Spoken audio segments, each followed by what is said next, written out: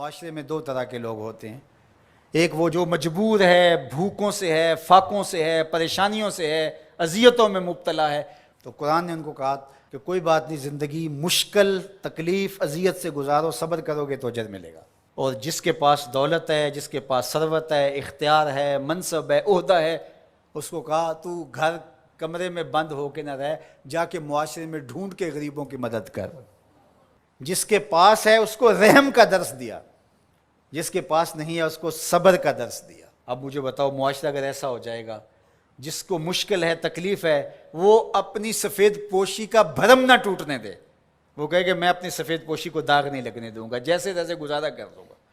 اور جس کو اللہ نے ثروت سے نوازا ہے، وہ کہے کہ میں اپنے ماتحت اور اپنے دوستوں، اپنے ہمسایوں، اپنے عزیزوں، رشتہ داروں، اپنے اطراف میں بسنے والوں لوگوں کی ضرورت کو پورا کروں. تو مجھے بتائیے کہ کوئی معاشرے کے اندر پریشانی رہ سکتی ہے؟ ایک گلی کے اندر 10 گھر رہتے ہیں، فرض کرو اس کے اندر 2 یا 3 گھر غریب ہوں گے، 4-5 گھر جو ہیں متوسط ہوں گے، جو اپنا کماتے ہیں، ضرورت کو پورا کرتے ہیں. 2-3 گھر جو ہے وہ امیر ہوتے ہیں.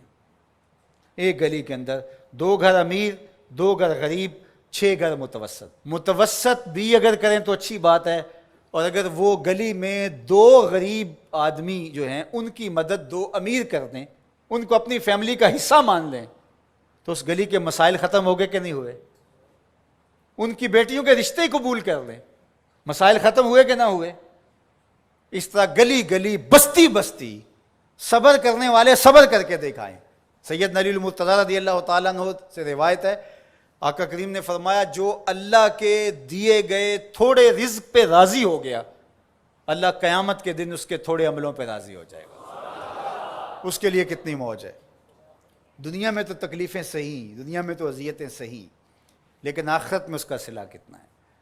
جو دنیا میں اللہ کے دیے تھوڑے رزق پہ راضی ہو گیا، جس سال میں بھی تھا اللہ میں واہ واہ خوش ہوں تیرے پہ، تو نے مجھے صحیح رکھا ہے، اتنا بھی بڑا کرم ہے کہ تو نے مجھے عطا کیا ہے، سانسیں تو چل رہی ہیں نا، مالک تیرا شکر ہے. جو اللہ کے دیے گئے تھوڑے رزق پہ راضی ہو گیا، اللہ قیامت کے دن اس کے تھوڑے عملوں پہ راضی ہو جائے گا.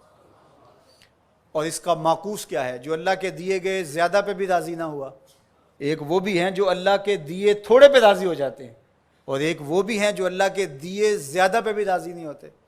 بعض وقت کسی غریب سے پوچھتے ہیں سناؤ کیسے حال ہے، تو وہ کہتے ہیں اللہ کا شکر ہے.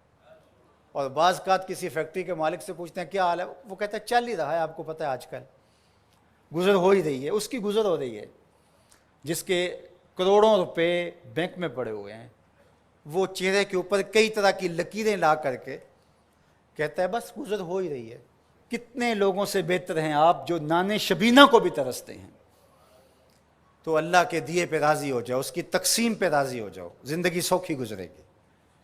نہ راضی ہو گئے تو پھر کیا کر لیں گے ہم؟ اگر اللہ پہ راضی نہیں ہوں گے تو پھر کیا کر لیں گے؟ پھر بھی تو ایسے ہی گزرے گی. تو بہتر نہیں راضی ہو کے گزرے اور آخرت کا سودا ٹھیک ہو جائے. تو ان کو کہا جو پھنسے ہیں، جن کی گردنیں پھنسی ہوئی ہیں، تم ہر حال میں اللہ کا شکر ادا کرو. اور دوسروں کو کہا کہ یہ تمہاری بھول ہے کہ ہم دیں گے تو اتنا کم ہو جائے گا. میرے حضور نے 3 قسمیں کر کے کہا ما نقصا مالو عبد من صدقہ. 3 چیزوں پہ قسم کی، ان میں سے ایک چیز یہ تھی، فرمایا میں محمد صلی اللہ علیہ وآلہ وسلم اللہ کی قسم اٹھا کے کہتا ہوں کہ صدقے سے مال کم نہیں ہوتا.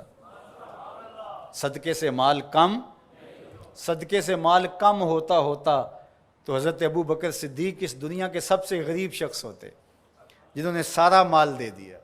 حضرت عثمان غنی سب سے غریب ہوتے. حضرت عبد الرحمن ابن عوف سب سے غریب ہوتے، جنہوں نے 30,000 غلام آزاد کیے زندگی میں. تو مال خرچ کرنے سے کم نہیں ہوتا.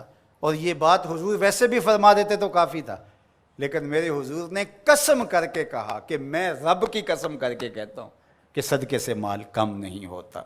اللہ ہم سب کو سورہ البلد کے مضامین پر غور و تأمل کی توفیق